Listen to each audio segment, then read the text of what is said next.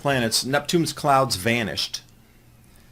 And they finally come clean and say the sun may be to blame. So this is our first indication here back in August of just last year, not even a year ago, that the mainstream science is now coming clean that our sun really affects a lot of things.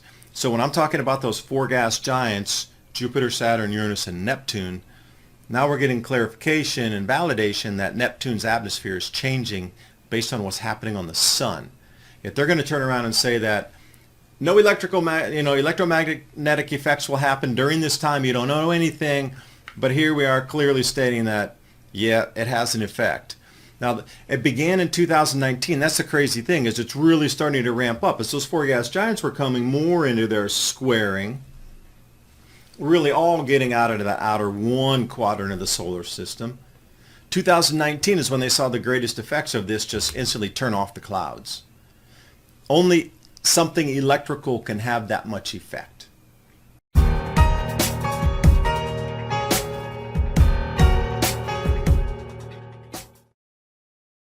Back for the second half of Mini Ice Age Conversations right here on Brighteon TV, uncensored every other Friday, 2 to 3 p.m. Eastern Standard Time. I was talking about Afghanistan and Pakistan floods.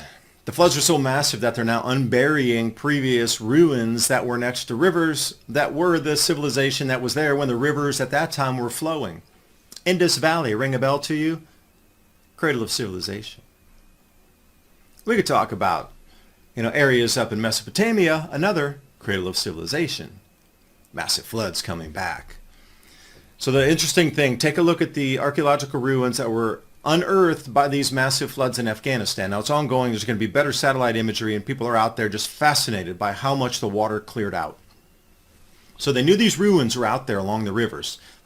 You can visit some of them. They're tourist attractions. But the rivers got so full and really spilled their banks out a mile, half mile out of the banks of the rivers. And that water was just pushing. And it ran through the buildings and cleaned out a huge amount of them. So before, what was pretty much sand, but you could see some stuff sticking. You could see some rocks and remnants and foundation remnants sticking out of the sand. But now that's scoured down 2, 3, 5, 6 feet where you can actually see the walls of it. The water just went through and scoured everything, took the sand with it, and wow, a city emerges that used to be a thriving metropolis of the time. Southern Silk Road. Also, Kyrgyzstan, which is another one. Massive floods coming through there. There's really not so much social media. Obviously, more remote areas of Kyrgyzstan are not as connected. Still very agricultural. But that is a time immemorial place that you would also look for clues of historical repeats right on the Silk Road. So that place has been thriving in so many records going back, 4,000 years of habitation, coming and going, ebbing and flowing based on the water flows.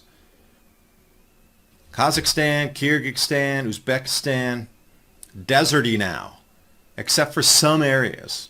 Prior, verdant milk and honey gardens, same with Western China, Tarim Basin, and Xinjiang. Complete desert now, buried cities in the Tarim Basin.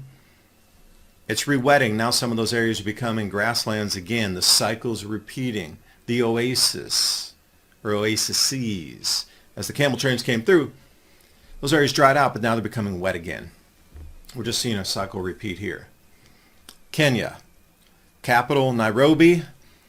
They have very little flood control, so the water is going to do what it wants to do. It is the complete opposite of China.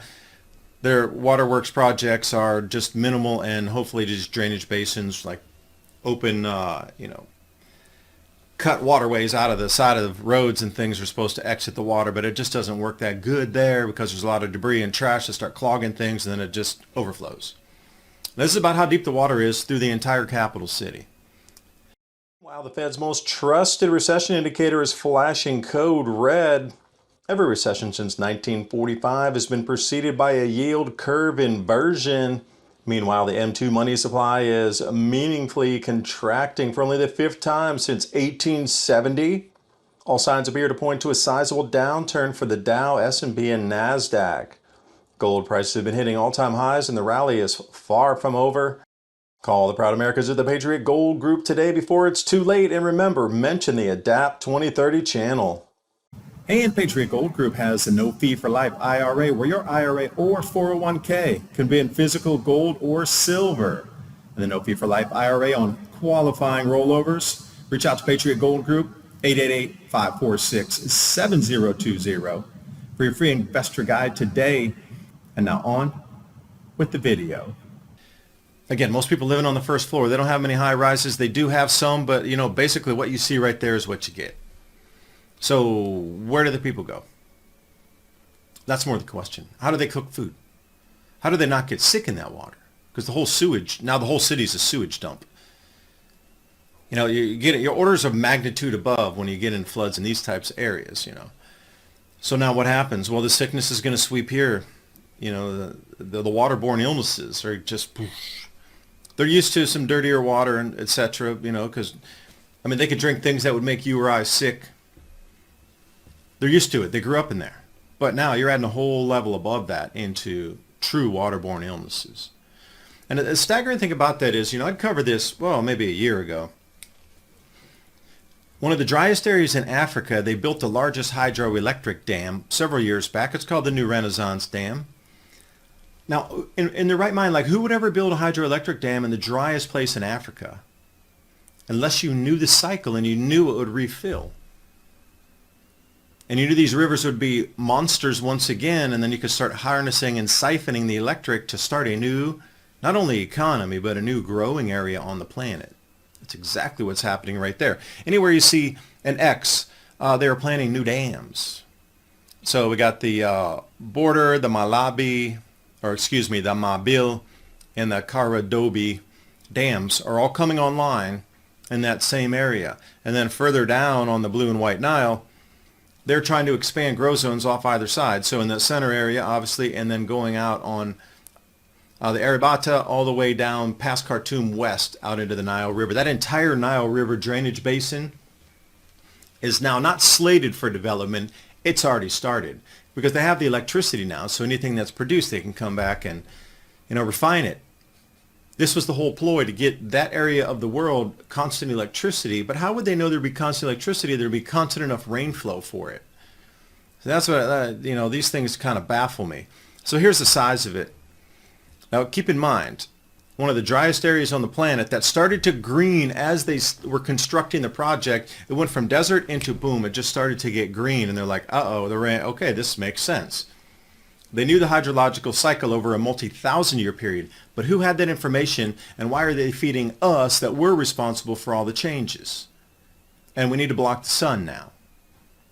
And you need to pay taxes for everything you buy because you need to add extra few cents, a few dollars, because it took some energy to make that product, so now you need to pay extra tax for it because of the production and the movement of it in a truck or something. Baffles me. And people accept it blindly. That's the scariest part. Not even questioning. If you do question, you're censored. So thank you, Mike, for letting me stay here on Brighteon and spin my ideas. YouTube, yeah. So here's what it looks like. It's full now. It was supposed to take 7 years to fill this dam. 7, and it filled in 2. It filled 5 years faster than anticipated in the original project.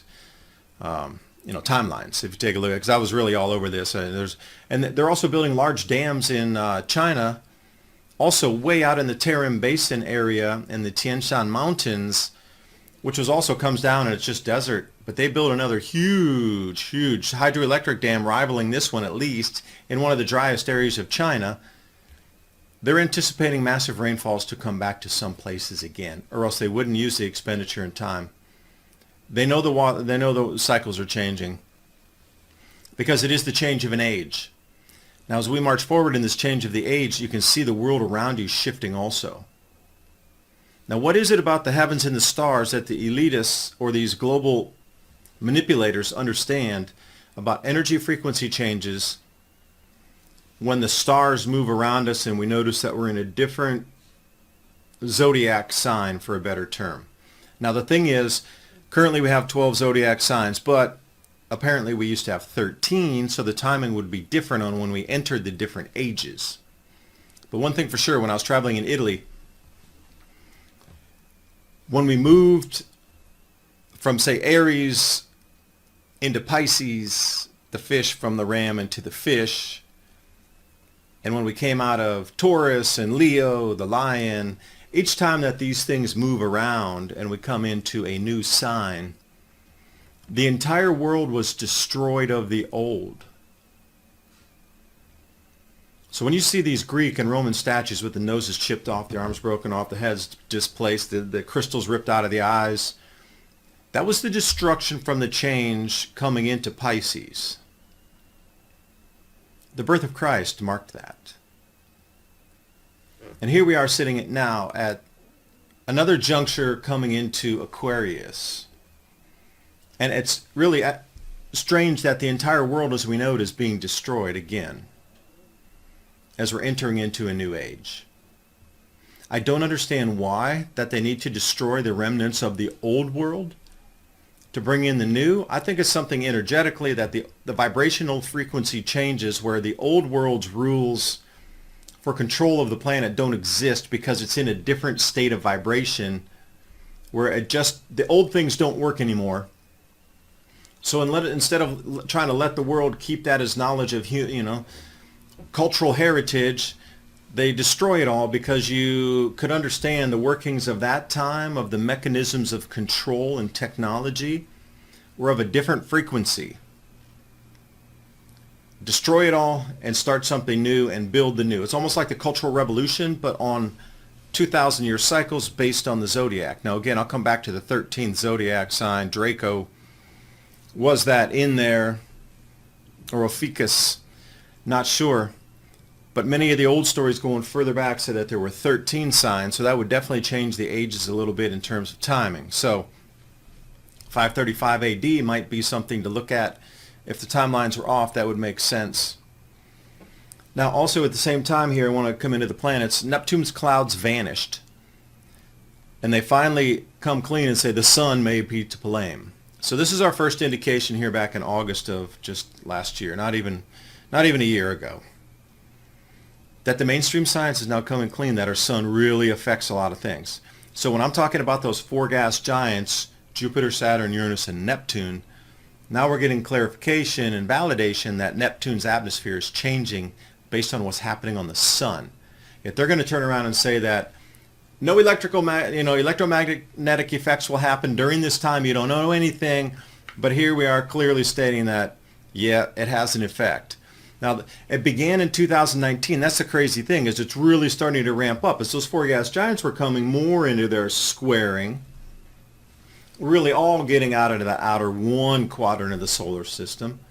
2019 is when they saw the greatest effects of this just instantly turn off the clouds. Only something electrical can have that much effect. And here we sit, come in right into the perfect square. So what do you think is going to happen then with Jupiter's atmosphere? It would not surprise me if the planets were start to glow brighter. It would not surprise me at all. Jupiter, Saturn, known gods, quote unquote, of the ancient world. Now, why were they so revered? Well, perhaps during those electromagnetic differences of our own time, the planets really did glow much larger, so they would appear much brighter in the sky, much larger. And if you saw these two giant bodies moving around and everything electrified, and even Neptune would be much larger in blue and luminous, then you could start to see things that are not visible to us today shall come in view again, but the ancient legends and stories gave us the truth. So the evidence of Neptune's cloud cover correlates with the sun's cycle. Now, if it correlates with an 11-year solar maximum, solar minimum cycle, how does it correlate with a grand solar minimum 400-year cycle, low in solar activity, that we are now descending into? Is the question. Nobody's asking except maybe me and a few others, dozen other people on the planet. Back to the past. This is the Maunder minimum temperature changes in the 1640s. They were already known areas that will get cooler than other areas, and anywhere you see dark blue is a direct effect of loss of crop yields. In some points in northern, that blue strip goes up to the United States, up into Canada, that takes it down near zero yield. So we're talking places like Alberta and Saskatchewan. And what do we see? Declines in crop yields in those exact same areas. So when you look around and you start to map this up here, where is the events happening? Oh wait, is that a little bit of heat on Greenland there? Yeah, it is. And we start to see a predominant amount of the United States and a huge amount of Europe and parts of Asia will decrease crop yields just based on past cycles. Not even forecasting anything way above this. Just use this as your blueprint. Map it out. If we lose this many crops in this many areas, what do you think is going to happen to the food pricing? And maybe that's the explanation why there's runaway inflation today, but they will not tell you. They've already baked in the excuse. Global warming, climate change. It's already baked in, so you won't even consider another idea of why it's happening. It's already set for you, so you don't even need to question it. It's just go with the flow. You don't even need to do your own research. We'll tell you what to believe and just sit back. Anything you see changing, don't worry, it's humans. If you pay enough money, we can change it back. That's the most absurd thing I've ever heard. You give us enough money and we can change the jet streams. Absurd. That's insanity in itself, and nobody questions that. We need $100 trillion and then the jet streams will change back. No. And if we come up to KP index, this is just magnitude on the sun of the activity on the sun, and it shows the differences from normal levels into events off of the sun that are highly electrified, that are measurable. The KP index rolling back to say 1930-ish, anything in the red that's above there shows heightened solar activity. And if you look way back there, you start to see that little dip way back around then in the 1930s when we had the Dust Bowl. Extreme weather fluctuations. Then we fast forward all the way over to 2010, 2020, and we see these same dips. Now, what do you notice about the extremes of solar activity events? Coronal mass ejections, hydro flares, solar winds, these sort of things, coronal holes. That's all what I'm talking about, these events. Electromagnetic or actual density of particles. There's very few comparatively to past, and the intensity is lower, and we're also getting that double dip out in there.